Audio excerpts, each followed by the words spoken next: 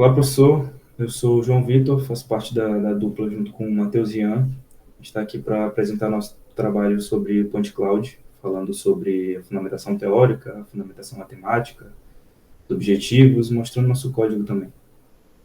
Bom, falando sobre a fundamentação teórica, explicando o que é o Point Cloud, né? O ponto de partida para entender o que é o Point Cloud é reconhecer a crescente necessidade de digitalizar e analisar o mundo físico em três dimensões. O Point Cloud ele é a representação 3D mais elementar, mais objetiva e direta de um objeto ou de um ambiente.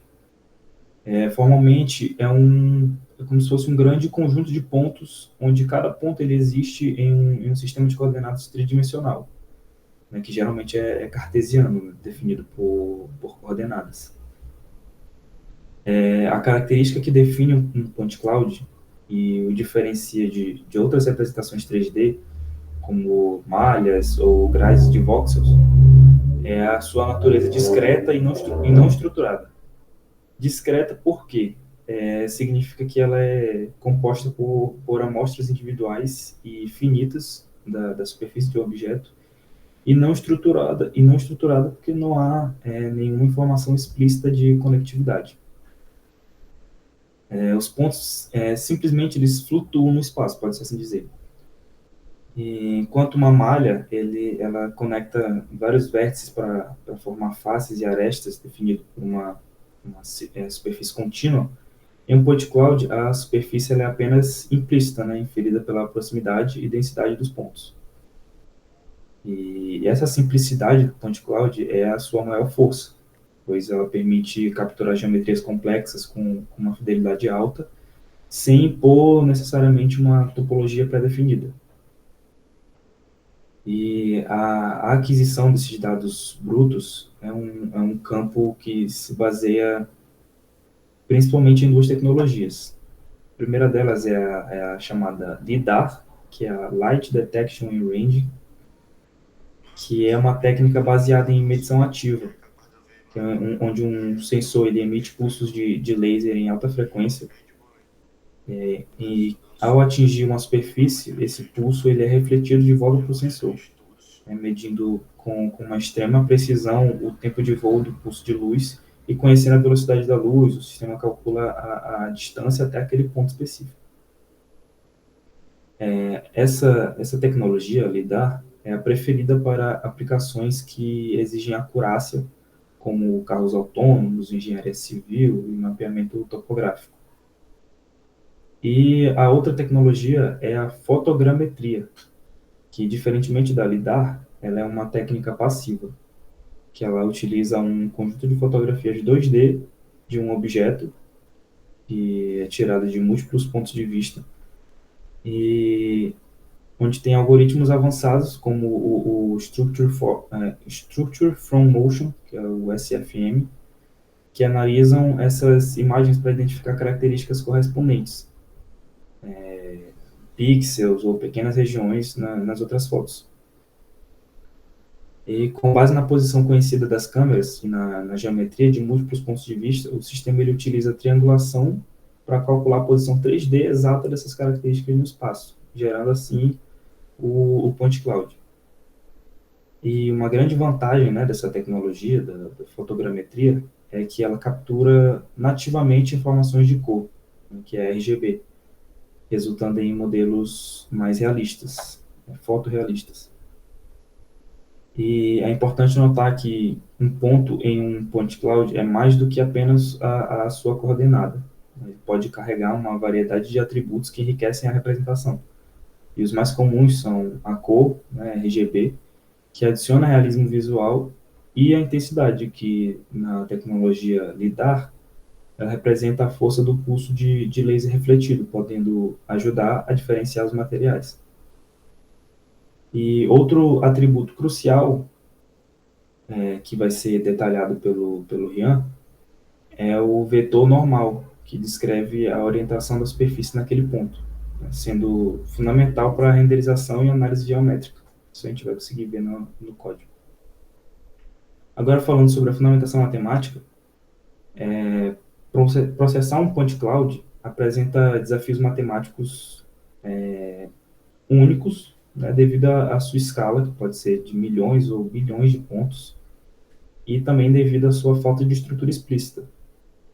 A matemática por trás do point cloud nos fornece as ferramentas para transformar essa coleção de pontos em uma informação útil. Começando inicialmente com a representação formal, um point cloud é um conjunto finito onde é a dimensão de cada ponto. Um dos problemas mais fundamentais é o registro, ou seja, é o alinhamento dos múltiplos point clouds. Então, imagina como se fosse escanear uma sala de diferentes posições, em que cada escaneamento ele estará em seu próprio sistema de coordenadas local. E para criar um modelo coeso, a gente precisa encontrar a transformação espacial, né, que é uma rotação e uma translação, que melhor alinha esses point clouds. E matematicamente, para cada ponto em uma cloud, né, buscamos encontrar a sua contraparte numa outra cloud, aplicando a transformação. O algoritmo clássico para isso é o ICP, que é o Iterative Closest Point. E esse ICP ele opera em duas etapas repetidas, onde primeiro ele, para cada ponto em um cloud, ele encontra o ponto mais próximo no outro, e segundo, ele calcula a rotação e a translação que minimizam a distância média entre esses pares de pontos correspondentes. Esses, esses processos, ele é iterado até que o erro de alinhamento converja para um valor mínimo. E outra operação essencial é a estimação de normais, onde o vetor normal ele é perpendicular à superfície em um determinado ponto, e é vital para tarefas de sombreamento, simulação e reconstrução. E como a superfície ela é implícita, a normal ela precisa ser estimada a partir dos vizinhos do ponto. E a abordagem matemática padrão é, para um ponto, encontramos seus vizinhos mais próximos. E em seguida realizamos uma análise de componentes principais, que é a chamada PCA, matemática padrão. E a Vai, PCA, Vitor! ela calcula os autovetores e os autovalores da matriz de covariância dos vizinhos. E os autovetores, eles representam as direções de Mas variação dos alguém cala esse dados, cachorro, é isso? e, onde esse autovetor ele é associado ao menor autovalor apontado na direção de menor variação, que para uma superfície localmente plana, ele corresponde exatamente à direção do vetor normal. Então, essa é a explicação matemática, né, da fundamentação matemática do point cloud. E agora nós podemos partir para a parte do nosso código, explicação. Mano, eu vou ter que cortar, porque meus cachorros estão latindo pra porra aqui. Deixa eu calar eles aqui, sim. Até o WhatsApp meu aqui tocou e tudo, foda-se. Eu sou o Matheus Rian e eu vou falar rapidamente aqui acerca do código do projeto e vou falar também sobre a nossa experiência, né, o que a gente conseguiu visualizar, o que a gente tirou de conclusão. Bom, esse projeto ele tem como objetivo, né, trabalhar com uma nuvem de pontos 3D, né, que são representações de objetos no espaço tridimensional, né, como já comentado, a partir de pontos distribuídos na superfície. Esse tipo de dado ele é essencial, né? A gente pode trabalhar em áreas, né, como veículos autônomos, realidade aumentada, robótica, enfim. A gente instalou primeiramente as bibliotecas necessárias, né, do TreeMesh do TensorFlow, importou elas e a gente utilizou o modelo ModelNet 10, né? A gente tentou encontrar na literatura outra base de dados, porém não obtivemos sucesso e utilizamos essa daqui mesmo, que tem, né, que são objetos informados .off, né, como cadeiras, mesas e outros móveis. Aqui tem uma representação, né, de um exemplo de uma mesa. e aqui tem ela segmentada, né? Vale a pena destacar que eu diminuí aqui o número de pontos, né? E o que isso acontece, né? Diminuir o número de pontos, né? Acaba por acelerar o processamento, mas como a gente pode observar aqui na imagem, né? Passando o cursor do mouse por cima, ela deixa a nuvem mais como eu posso falar, esburacada, né? Porque há menos amostras, né, da superfície do objeto, né? Com isso prejudica, né, a fidelidade do segmento. Para o treinamento, nós utilizamos, né, nós mudamos as variáveis de número de pontos.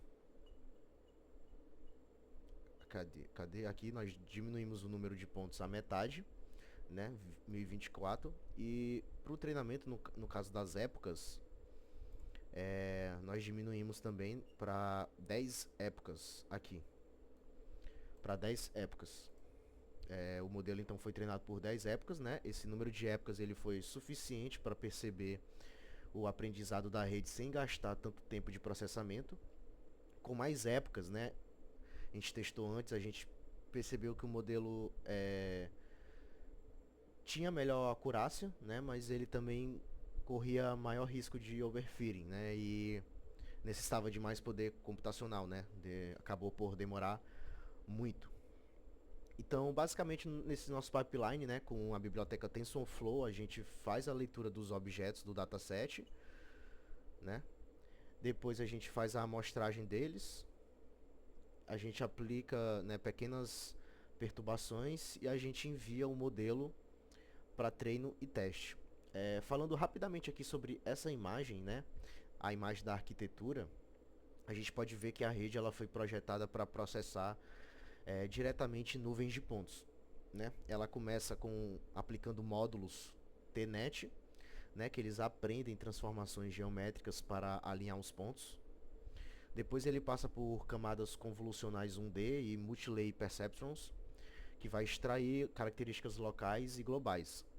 O ponto-chave é justamente aqui a Global Feature, né, é o ponto-chave, que ele vai resumir a nuvem inteira e ele vai permitir a classificação, né? Existe também uma segmentação PointNet++, né, onde cada ponto ele vai receber uma etiqueta e o que acontece aqui é o aprendizado hierárquico, né? Ele agrupa pontos em regiões locais antes de extrair as representações e isso ajuda a capturar detalhes mais complexos, né? Detalhes ali mais escondidos, né? E no final, né, a gente conseguiu, né, obter algumas predições aqui. A gente viu que ele errou algumas, né? Por exemplo, aqui predição como mesa, mas é um abajur, né?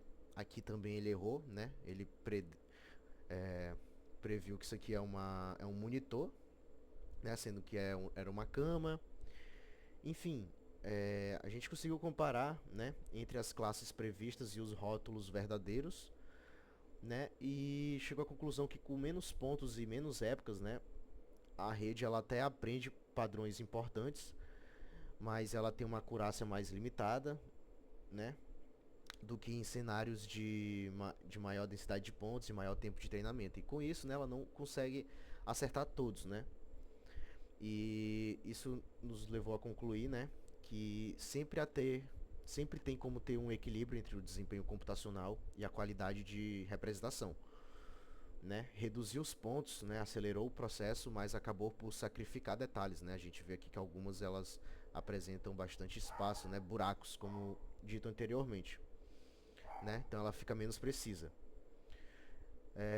Com isso, né, a gente conclui que esse projeto ele foi um ótimo exercício, não somente para entender, né, a arquitetura do Point Cloud, né, PointNet, mas também como a escolha de parâmetros, né, como épocas, densidade, número de classes, número de pontos, né, elas podem influenciar diretamente nos resultados.